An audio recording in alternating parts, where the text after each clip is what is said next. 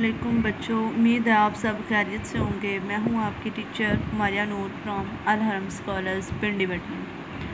बच्चे, हमारा chapter number 4 जो हमने कंप्लीट कर लिया है, रीडिंग उसकी भी हमने कर ली थी और टफ वर्ड्स भी कर लिए थे। सो आज हम उसकी एक्सरसाइज कंप्लीट करेंगे इंशाल्लाह ताला। देखें बच्चे, पहला क्वेश्चन है, कुरान मजीद किस नबी पर नाज़िल हुआ?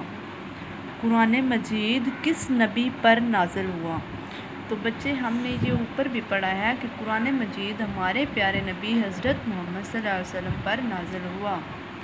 तो देखें, कुरान मजीद हज़रत मोहम्मद सल्लल्लाहु अलैहि वसल्लम पर नाज़िल हुआ। नेक्स्ट क्वेश्चन है, कुरान पाक कितने अरसे में मुकम्मल हुआ? कुरान पाक तकरीबन 23 साल के अरसे में मुकम्मल हुआ। कुरान पाक तकरीबन 23 साल के अरसे मुकम्मल हुआ। रमज़ान के माह में ये नाज़िल होना शुरू हुआ था और तकरीबन 23 साल के अरसे में, ये देखें, तकरीबन 23 साल के अरसे में मुकम्मल हुआ। सो नेक्स्ट क्वेश्चन देखें बच्चे, कुरान पाक में कुल कितनी सूरतें हैं? ये भी हमने पढ़ा था। कुरान पाक में कुल 114 सूरतें हैं। सो बच्चे, नेक्स्ट क्वेश्चन देखें। नेक्स्ट क्वेश्चन है, कुरान पाक की सबसे छोटी सूरत कौन सी है? तो ये भी हमने लेसन में पढ़ा था कि कुरान पाक की सबसे छोटी सूरत सूरत अल कौसर है। देखें, ये लिखा हुआ है, सबसे छोटी सूरत सूरत अल कौसर है। ठीक है। सो नेक्स्ट क्वेश्चन देखें बच्चे, कुरान पाक का एक लफ्ज़ पढ़ने पर कितनी नेकियां मिलती हैं? ये हमने पढ़ा था। कुरान पाक का एक लफ्ज़ पढ़ने पर 10 नेकियां मिलती हैं। ठीक है। कुरान पाक का एक लफ्ज़ पढ़ने पर 10 नेकियां मिलती हैं। ठीक है। सो हमारे क्वेश्चन आंसर कंप्लीट हो गए। ये आपने अच्छे से करने हैं। तो अब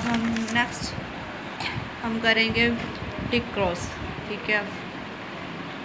तो बच्चे, पहला है, कुरान पाक पहली इल्हामी किताब है। सो हमने पढ़ा था कि कुरान पाक आखिरी इल्हामी किताब है, अल्लाह ताला की आखिरी किताब है। ठीक है। सो ये हमारा क्या होगा, हम यहाँ पे क्रॉस लगाएंगे, हमारा गलत होगा।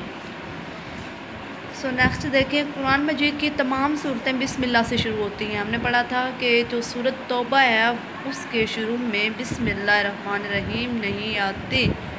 तो फिर हमारा क्या हुआ, ये भी रॉन्ग हुआ, यहाँ पे भी क्रॉस लगाएंगे। नेक्स्ट है, सूरत बकरा से पहले बिस्मिल्लाह नहीं आती। हमने पढ़ा था सूरत तौबा से पहले बिस्मिल्लाह नहीं आती। सूरत बकरा से पहले तो बिस्मिल्लाह लिखी जाती है, पढ़ी भी जाती है। सो ये भी हमारा क्या होगा, क्रॉस।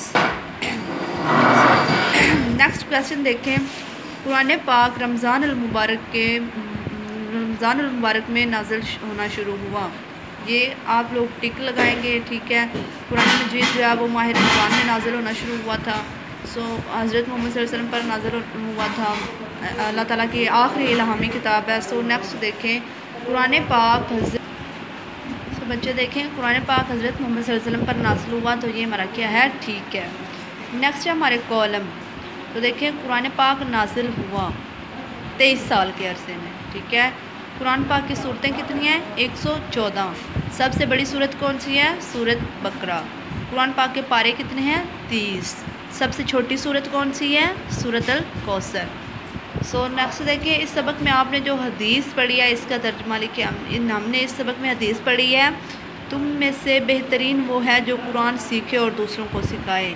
हमने पढ़ा था, खैरुकुम मन तअल्लमल कुरआन व अल्लमहु, तुम में से बेहतरीन वो है जो कुरान सीखे और दूसरों को सिखाए।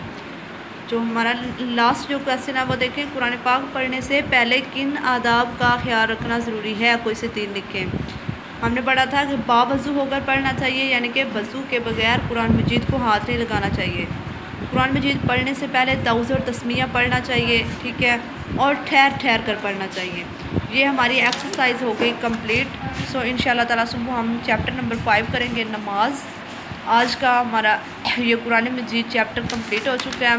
सो बच्चे, आपने ये एक्सरसाइज कंप्लीट करनी है, अच्छे से तैयार करनी है। ठीक है।